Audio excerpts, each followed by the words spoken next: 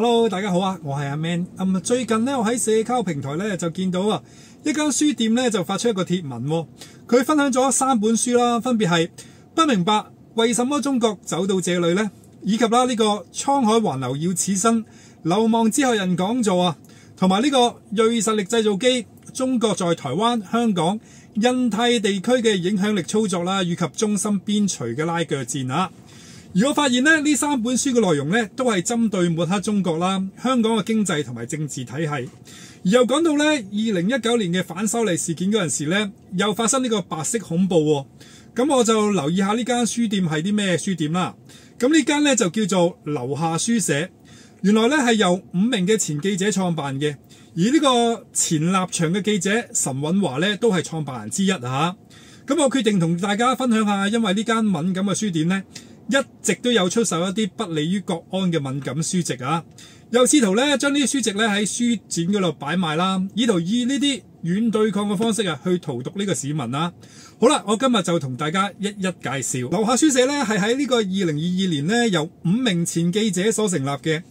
當中其中一位創辦人呢就比較人熟悉嘅，就係呢個曾任呢個黃媒立場新聞記者嘅中大講師岑允華啦。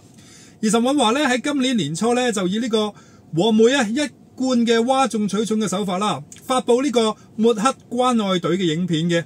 咁密謀煽動一班大學生透過呢個潛日偷拍，做出啲反政府嘅行徑刻意挑撥市民對政府嘅仇恨嘅大學導師咁立場新聞偏頗唔使講，大家都知道啦。所以岑允華帶領嘅決策嘅報導係真係假就不得而知啦。而最能夠確定就係呢間書店嘅老細嘅立場必定係以反政府為目標咯。講翻呢間書店喺上年嘅7月嘅時候貿發局就舉辦呢個香港嘅書展當然就吸引唔少書店同埋書商去參展嘅。而呢個留下書社絕對唔會放過任何一個可以透過書籍散播呢個反政府意識嘅機會啦。不過喺書展嘅期間至少有8本書被呢個貿發局要求下架嘅。當中其中一本係由呢個留下書社出版嘅，佢係撰寫煽動文章嘅歐嘉倫新書《最後的信仰》新聞倫理12講。不過佢哋又點會就咁就罷休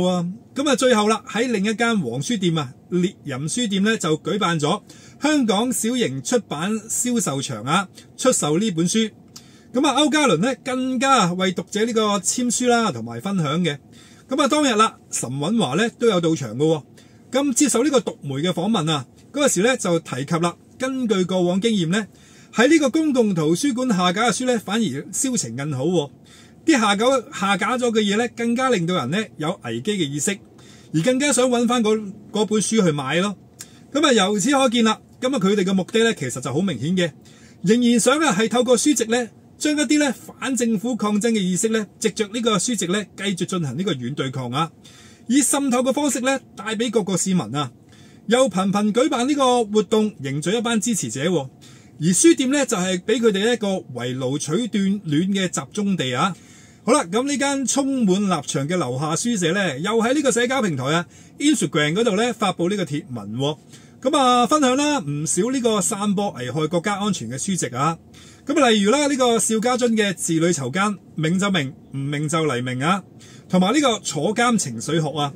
咁當中更提到一本不明白為什麼中國走到了這裏。咁呢本書嘅內容直接攻擊中國嘅政治體制詆毀中國嘅經濟發展政策咁好明顯留下書社主要係想用文化包裝嘅方式利用蠱惑人心嘅書籍渲染佢哋嘅政治思想咁所以一定要全面打擊呢啲以圖渲染情緒傳遞扭曲價值觀嘅相關書籍同埋書店